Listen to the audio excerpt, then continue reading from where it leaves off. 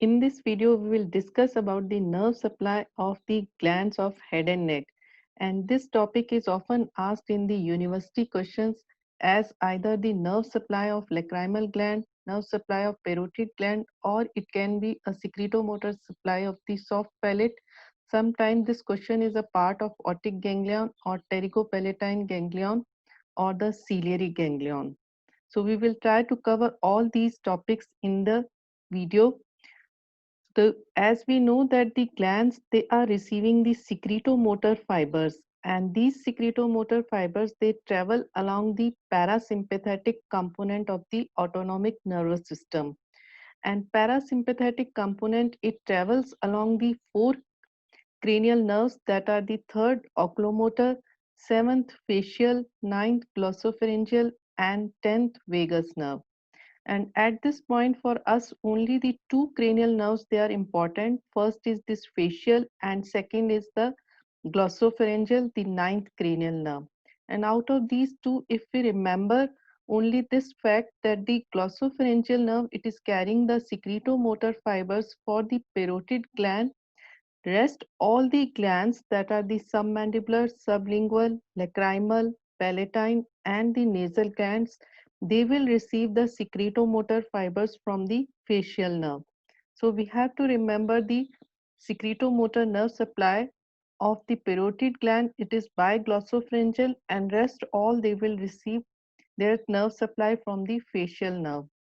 And to draw a path, secretomotor pathway, some of the important points which we must remember are that first is that the secretomotor pathway, it will always have a preganglionic component, and this preganglionic component, it will relay in a ganglion. And now the postganglionic fibers, they will start, and these postganglionic fibers, they will reach up to the gland to which they have to supply. And so each secretomotor pathway will have a preganglionic component, ganglion, and postganglionic component. And second important fact here is to remember is that preganglionic fibers, they will be carried along one cranial nerve. For example, in parotid gland, the preganglionic fibers, they will be carried by the glossopharyngeal nerve. They will relay in the ganglion, that is the otic ganglion, but postganglionic fibers, they will travel along some other cranial nerve. For parotid gland, it is the auriculotemporal branch of the mandibular nerve. So always remember that in the secretomotor pathway, two cranial nerves, they are involved. One will carry the preganglionic fibers and another will carry the postganglionic fibers. So now we will study about the secretomotor pathway for the parotid gland. And we very well know that this gland will receive the secretomotor fibers from the glossopharyngeal nerve. So in the pons, there are two salivatory nucleus. One is the superior salivatory and another is inferior salivatory nucleus. The superior salivatory nucleus, it is for the seventh nerve, and inferior salivatory nucleus is the nucleus of the ninth nerve. And both these nucleus, they are the secretomotor fiber. They will carry the secretomotor fibers for the salivary glands. And by the word nucleus here, we means the collection of the cell bodies of neurons in the central nervous system. And when we say a nerve or fibers, they are the axons of these neurons of the central nervous system. So the secretomotor pathway for the parotid gland, it will start from the inferior salivatory nucleus in the pons, and these fibers, they will leave along the branch of the glossopharyngeal nerve, and this branch is the tympanic branch of the glossopharyngeal nerve. Now this tympanic branch, it will reach up to the tympanic cavity. Here it will form a tympanic plexus. The fibers, they will leave the tympanic cavity as the lesser petrosal nerve. So the same secretomotor fibers, they were first traveling along the tympanic branch. They have reached the tympanic cavity. Now they have left the tympanic cavity as the lesser petrosal nerve. And this lesser petrosal nerve, it will leave the cranial cavity through the foramen ovale. So this is the foramen ovale, and through the foramen ovale, four structures they are passing. One is mandibular nerve, second is accessory meningeal artery, third lesser petrosal nerve, and fourth is the emissary vein. So when the lesser petrosal nerve it is passing through this foramen ovale, it has come in relation with the another cranial nerve, that is the mandibular nerve.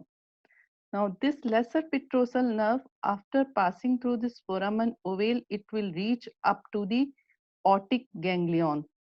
So till the otic ganglion, this was the preganglionic component of the secretomotor pathway, and this was carried along the glossopharyngeal nerve through tympanic branch, lesser petrosal nerve, and it has reached up to the otic ganglion.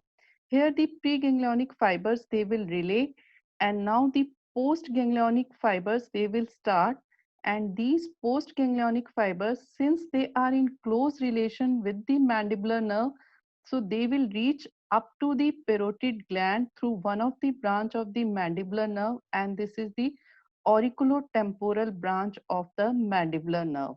So these secretomotor fibers, they will reach actually along the fibers of the auriculotemporal branch of the mandibular nerve. So this part after the otic ganglion, this is the postganglionic component of the secretomotor pathway. So the two important facts which we have studied, that the secretomotor pathway will have preganglionic component, a ganglion, and a postganglionic component. Preganglionic fibers they are traveling along the ninth cranial nerve, but postganglionic fibers they will travel along the auriculotemporal branch of the mandibular nerve. So always two cranial nerves they are involved. And just a revision of this pathway, the secretomotor pathway it will start from the inferior salivatory nucleus.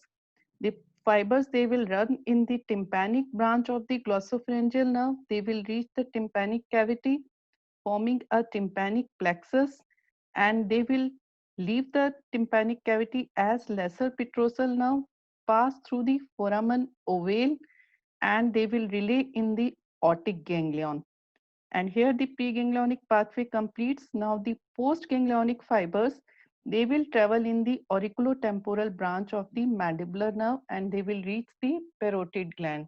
So in this lecture, we can also see that the otic ganglion, it is topographically or by location, it is closely related to the mandibular nerve, but functionally it is related to the glossopharyngeal nerve, as it is receiving the parasympathetic fibers from the lesser petrosal nerve, which is a part of the glossopharyngeal nerve.